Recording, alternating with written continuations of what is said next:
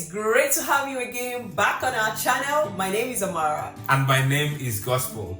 Today we'll be talking about something very sensitive and important for a lot of singles. Yeah. And the topic we are looking at is relationship breakup and how to manage it. Yes, indeed, it's a very sensitive topic. We will start today's episode by sharing a story of someone who has shared his story with us, very personal story. For the sake of anonymity, we're going to call this person Matthew. So Matthew is going to be the name of this person. Matthew was engaged to be married to Kelly, and this was a very fantastic relationship. In fact, it was a perfect match. Everyone was aware of it. Friends were aware, relatives were aware. You know, it was like they had the support, they had the endorsement of every single person in both families. So it was like, this is a perfect match. It's a dream going to come through for both Matthew and for Kelly.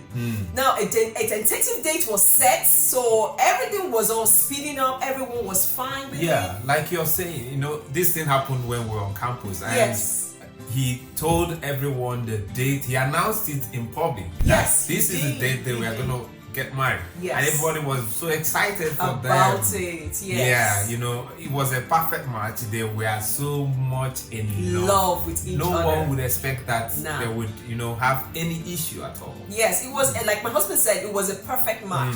Now, what happened was that there is this program called the NYSC Program, which is a National Youth Corps program, and everyone below the age of 30 and below, I think, is expected to go for this program where we serve after we graduate That's from the in university. Nigeria. Yes, you're expected to serve the country for 1 year. Now, what happened was that he wanted to use this program to plan for his wedding, save up some money, and then he really got lucky. So he got lucky where he got a good job, he was well paid, and he was saving so much just for this big day. Yes. And it happened that, you know, he was expecting to have a birthday party. Yes. Wonderful birthday celebration. And rather than a party, in the morning of his birthday, Yes. the bomb came. Yeah. Oh dear. I can remember that day. Yes. The He lady was devastated. Yeah, the lady sent him a message saying it was all over. This young man was brutally shattered. He was shattered. The first emotion that people who have been through a heartbreak, just like we saw in Matthew's case, is the feeling of shock. Total abandonment, where you feel like, oh my God, I have lost it, my world is over. That emotional, that psychological impact of knowing that you have that person that is supposed to be with you, you've lost that person. Yeah, I think it's usually intense. Yes. The shock is intense when you don't expect it. Yes. When you didn't plan. You didn't see that coming. You didn't see it coming. Yes. Imagine on your birthday, you're expecting that someone you're in love with is going to send you one beautiful text message or call you on phone. Celebrate with In fact, you. yeah, or you know. even give you a surprise birthday party. Yes. And what you're receiving is a message to say your relationship with this person is over. Yeah.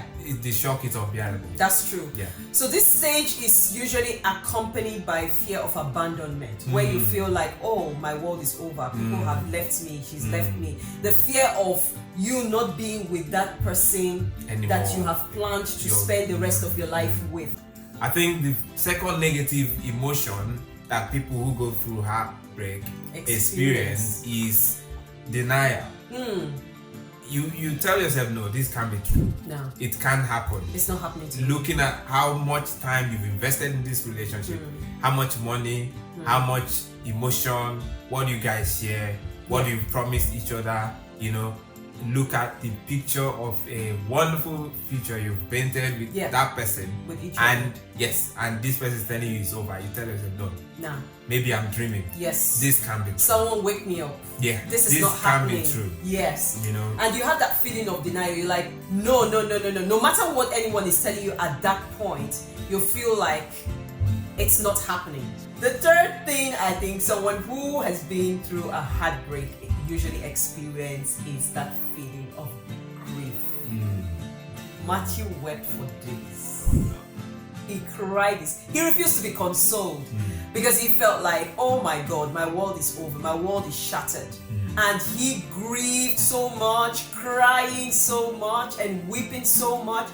No one could actually pacify him. It was so intense. It was so difficult to pacify him. So again, I could understand why he was grieving. He was grieving because thinking about the experiences, thinking about all that he shared, everything he shared with this individual that he thought was intact. Now all of that, it has been lost. All of that is gone. I think grieving is as a result of sense of loss, just like you're saying, knowing that this world, this future we plan together is over. And people out there who have gone through similar experience can actually attest to the fact that when things like this happen, especially when you don't expect it, it is easier to deal with when you know there's that been signs, something like this could happen. You know? But when it comes suddenly, the grief is unbearable. Yes, I think another thing is blame.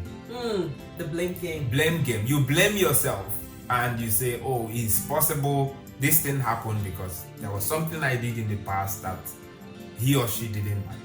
Or maybe something how I offended him or how I offended her. Probably she's now holding on, or he's now holding on to those things and trying to blame me for the reason why this isn't working out.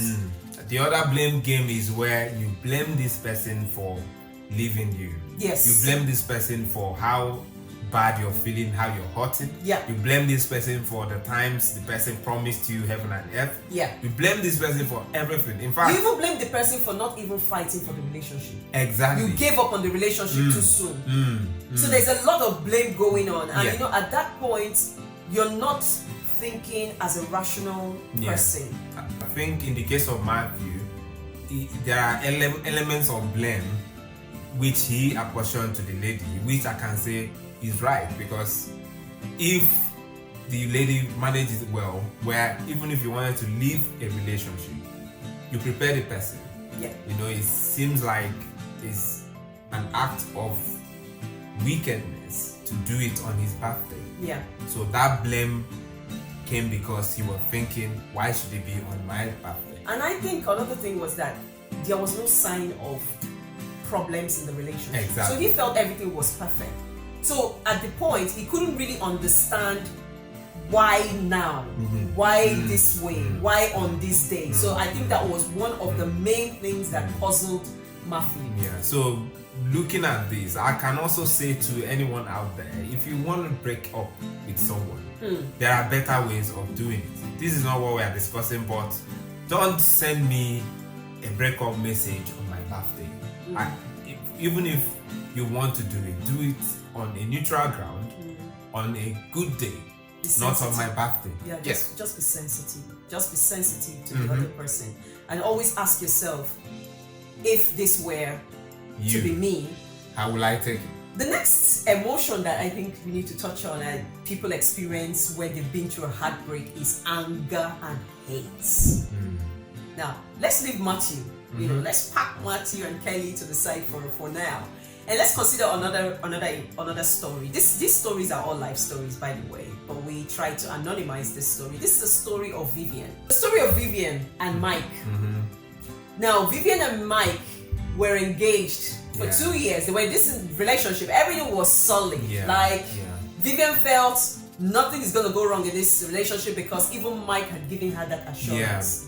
And Vivian now traveled to the US for her studies. She traveled to studies, okay, fine, I'm already in a relationship, don't tick, okay, let me go and upskill myself. And she traveled out to the US, and then later on, Mike wrote to her to say, sorry, I cannot continue with this relationship because I think I found somebody more suitable, someone that I think we can do this together, we can do marriage together, we can do the future together. And I don't think that what we had before, we can carry on. It was quite shocking. It was devastating for Vivian because before she traveled to the US, Mike even assured her, go over there, study, so that when we get married, you'll be able to have a good job, and then we can progress our life. If not, she wouldn't have traveled. No, she no. actually wanted to get married to Mike first. Before going. Yes. But Mike said no. Let this not be a distraction. Yes. Go study and come back. And then the tables turned against her. She didn't know that he had a plan to, Settle get with involved in someone another else. relationship. Yes. She was bitter. In Very fact, bitter. she hated Mike. The With a passion. anger was so much. Brutal. Yes. Yes, she was. And I could understand why she could feel that way. Because having been in a solid relationship for that long and having, been made a lot of promises, she assumed that everything was fine. Maybe you're watching us right now and you may have been in a relationship longer than Vivian and Mike, and the relationship went sideways. He left you, she left you. Yes, it does happen. Feeling of anger, totally human. Hate, maybe a little bit. Don't take it too far. But it does happen. We're all human beings. You feel so pain. And this is one of the emotions. And going forward, we're going to talk about how you can deal with this as well, how you can manage these emotions as well, because they're not healthy. Exactly, they're not healthy. Left to fester for a long time. Yeah, they're not healthy. There are other negative emotions. Yes, rejection. Yeah, like is one rejection. Of them. You feel like everyone has left you. Yeah. In fact, rejection happens. It becomes more damaging. Yeah. If you've been rejected before. Yes. If you've had a heartbreak before. So if it is the second or the third time. Yes. You start questioning yourself. Yeah, and sometimes must be wrong. Exactly. It begins, like you said, you start questioning, you begin to have like self-image problem. You kind of say to myself, maybe I'm not adequate, I'm not good enough. There must be something about me that makes these ones always reject me. So that sense of rejection, the sense of low self-image, yes. poor self-image, yeah. There is also this feeling of feeling isolated sometimes. That's true. In fact, for some people, it could get to depression and loneliness. Yeah, absolutely. Yes. So these are some of the emotions that people feel. And again, like we said, individuals, the spectrum and how individuals experience it could range from severe to less severe depending on perception.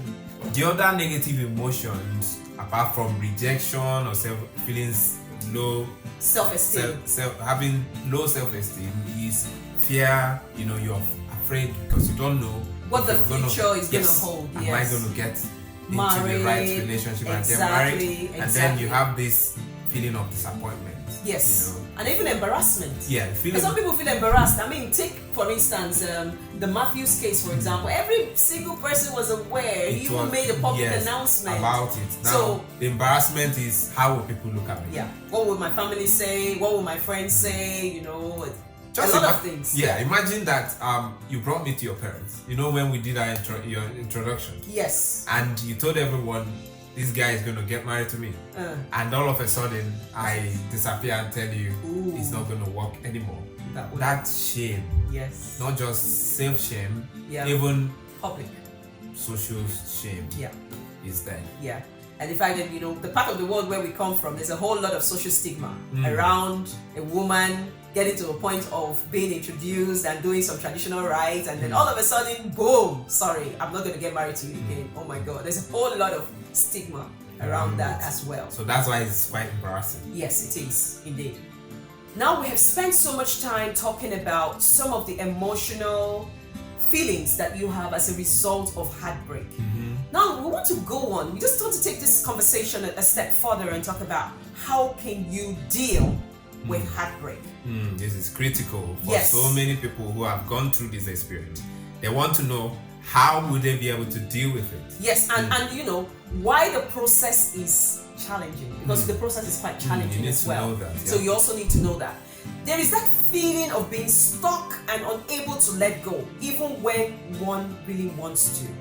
Friends and family may push you to get over and move on, but this can be very difficult to do, at least for the first few months that you have experienced that particular heartbreak. So then, dealing with heartbreak is really challenging because love is addictive, and breaking up with someone whom you have committed yourself to for some time, withdrawal from that addiction could be pretty much difficult. Well, I think this is kind of similar to drug addiction, where if someone is being withdrawn from drug dependence, you don't expect the person to just come over it all of a sudden. Yeah. Similar to the symptoms of withdrawal from drug addiction, drug dependence, you know. Yes. Love addiction, so to speak, Yes. can impact on someone's ability to focus on a job, Yes. function absolutely. well as a normal person. Yes. You know, sometimes it could have impact on their mental Yes. well-being. Yes. Yes. Because a lot of emotions are involved. Yes. A lot of emotions are involved in it, and the person actually needs time, needs to go through the process of coming to terms with reality. This has happened, and we have to move on. You know, this, you also need time to help you modify your expectation of yourself and others who may also have been through similar experiences as well. So you would need a lot of time to go through the process. The process is very important. And I would say at this point, don't be in a rush to go into another relationship. Because some people feel like, oh, what's gonna heal me right now is if I find somebody else to love, and then I can now focus all my emotions on that. No, you're doing that person a disfavor because you haven't quite processed what you have been through.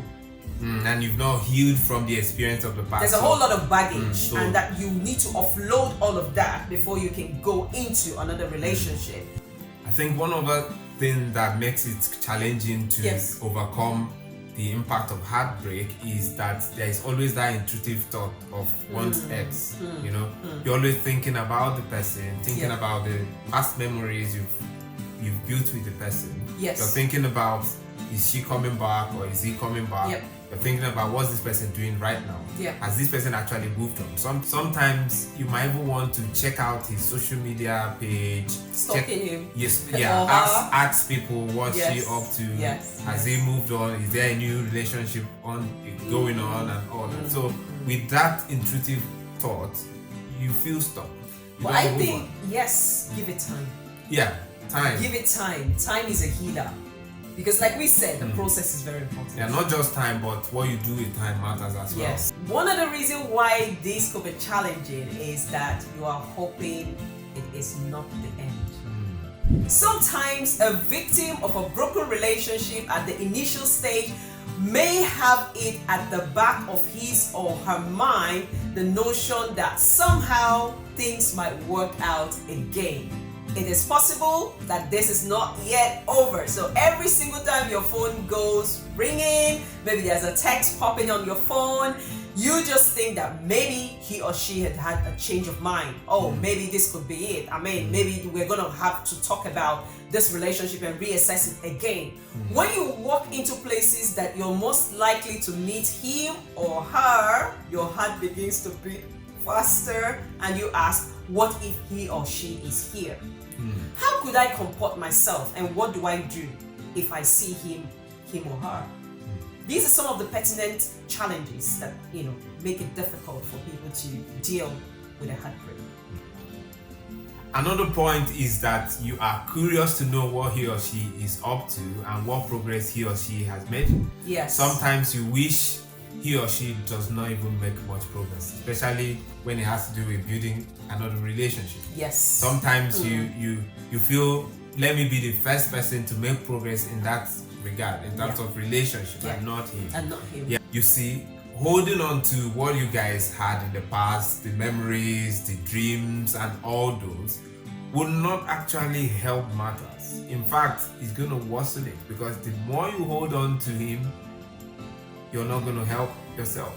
Yes. It could be her in this case. Yes. So it's not always a he. Yes. Yes. Whoever it is. Yes. The more you hold on to the past, you keep yourself stuck. You're not moving forward. You're That's not true. healing. And you'll be surprised this person would have moved on. Yeah. I think the first thing that everyone who has been through this would need to do is to accept that it is over and bring a closure to the relationship. Now, this is more of a mental thing Yes. than a physical thing. Physically, the relationship is over, but because it's an emotional thing, there's a whole lot of psych involved. There's a whole lot of mental work that needs to be done for you to say to yourself, look, it's actually over. I have to move on. The best thing that you can do to yourself is to say goodbye to your old relationship And once you're sure this is over, bringing that closure to that broken relationship is part of the healing process. Yes. And you cannot deny yourself that. There is a point where you fantasize about your lost relationship, but then you have to get to a point where you make up your mind and say to yourself, you go girl, it's all over. Next chapter, let's move on.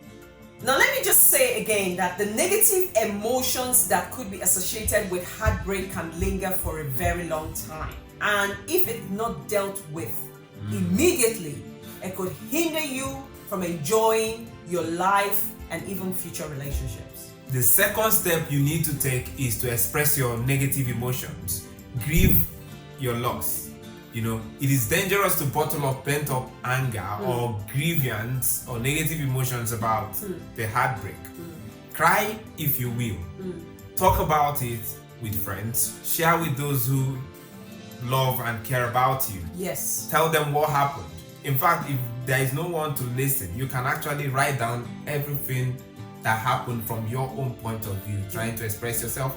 Yeah. You can even go as far as recording yourself in case the person doesn't give you audience. Yeah, but this what we're just saying is these are some strategies that can help you offload some of those pain, the burden, the grief that you have in your mind. So it's just a way of you dealing with negative emotions. Yes, and not allow it to stay in. You have to let it go. You have to let it out, because that's very important. The third thing that we think is very crucial is that you need to disentangle yourself from the mindset of two. What do we mean? A lot of people have been in a relationship for a very long time, and in that relationship they had a plan where their plan always involved the other person. His plan always involved you. So everything or all the plans that you did were planned around when we get married, when this happens, when that happens. So it's always been involving the other person in that sort of plan. Even in your head. Exactly. Now, and this has been done for a long time. Now you would need to begin to replan your life again, but this time without your ex in the picture. You have to plan yourself and say to yourself, this is what my plan is going to look like for the next 1 year, for the next 2 years, but this may be the best time for you to rediscover yourself. This is important for anyone who has been dealing with a heartbreak. I mean, this can also keep you occupied, where you begin to think about, what do I have to do? How do I envision myself? Do I need to go to school? Yeah, do I need to get a job? myself. Yeah. Exactly. So you need to think about it, and that could keep you preoccupied rather than being occupied in the fact that you don't have that relationship anymore. The first step that we think is necessary here is you have to let go of your ex. Let go of your ex in your heart. Let go of your ex in your mind. Holding negative feeling against someone can be likened to preparing a poisonous drink for another. Yes. And you end up drinking it yourself.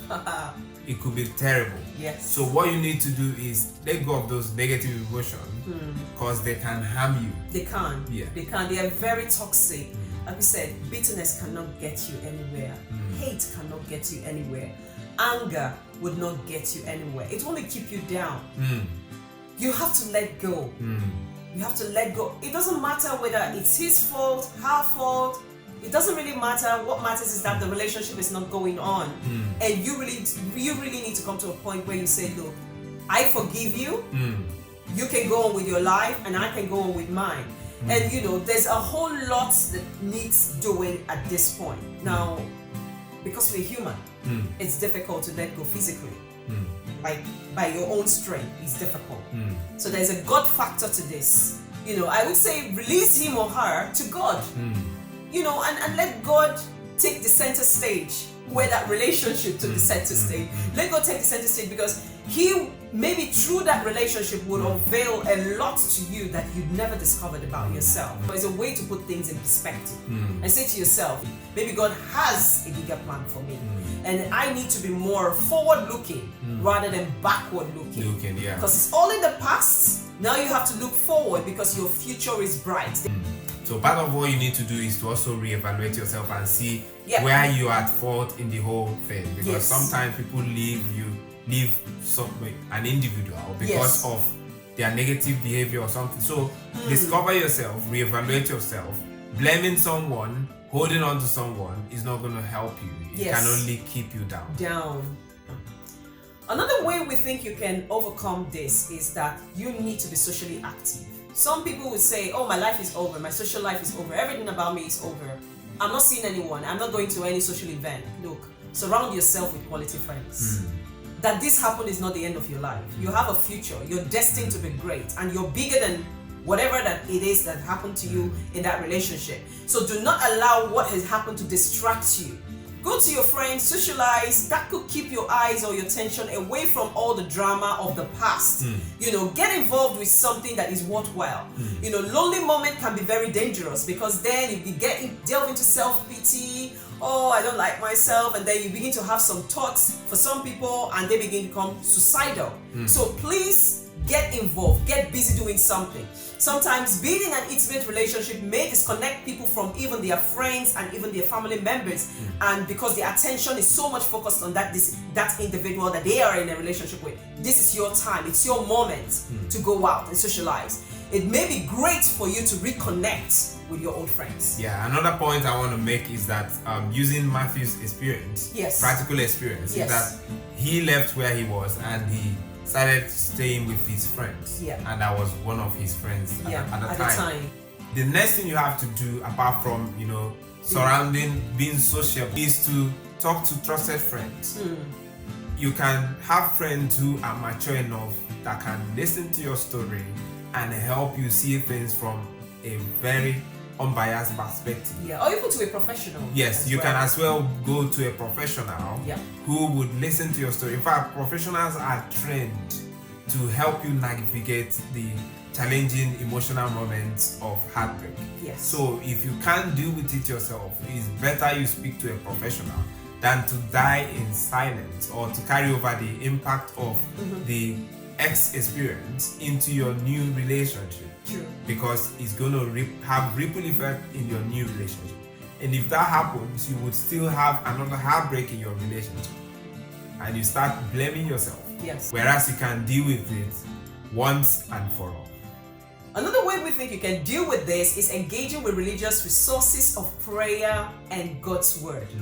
Now, this is very important. Now, we don't want to sound too academic, but there's a whole lot of research evidence out there that suggests that religious resources are important in coping through these traumatic experiences, including heartbreaks. I did a study on loneliness and depression among carers whose children have HIV/AIDS. And one of the coping mechanisms or strategies that emerged from my study is religious resources, which include prayer and faith in God's word. Truth is that God is interested in your healing process. You would need to look at your circumstances from God's perspective, because that's really important. Like I said before, all things work together for good. Raise yourself, move on with your life, and hope for the best, because the best is yet to come. That's true. Love on yourself. Things happen, but you still got you. Remember, your mind, your mental state is in a body, and that body needs looking after. Because this is what houses what you're thinking inside, and it's very important that you stay alive and you stay mentally alert for you to be able to progress into quality relationship. If there's something you think that we've missed out, maybe something that we need to touch on, please also put that in the comment section below. And we just want to say thank you so much for joining us, and we do appreciate you coming in, week out, just to listen to all the content that we are putting out there. Please, if you have a story that resonates with what we have shared today, maybe you have a friend who has similar story, maybe it could be about sex, love, or relationship. Please share with us. If you want us to share your story with others, we'll be happy to do that and use it as a springboard to teach some relationship principles. Write your comment in the comment section or send us your story through our email. We'll be happy to get in touch with you. And we just want to say thank you so much for being with us, for sticking with us through to the very last minute. It was great to have you all here back with us today. If you're a new subscriber, please do not forget to subscribe to our channel and please turn on your notification bell so you know when we got content out. Until the next episode is goodbye from us. Goodbye. Thank you. Thank Bye-bye. you.